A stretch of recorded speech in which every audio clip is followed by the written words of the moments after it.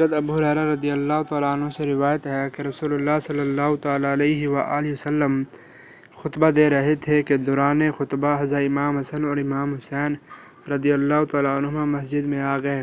بچپن کا زمانہ تھا اور ابھی پوری طرح چلنا نہیں آتا تھا۔ دونوں شہزادوں نے سرخ رنگ کا دھاری دار قمیض زیب تن کیے ہوئے تھے، چلتے تھے اور گر جاتے تھے۔ جب آپ نے یہ منظر ملاحظہ فرمایا تو خطبہ روک کر ممبر سے نیچے اترے اور امام حسن اور امام حسین رضی اللہ تعالیٰ عنہما کو اپنی گود میں اٹھا لیا اور اپنے سامنے بٹھایا۔ پھر فرمایا، اللہ تعالیٰ نے سچ فرمایا ہے کہ تمہارے مال اور اولاد تمہارے لیے آزمائش ہیں۔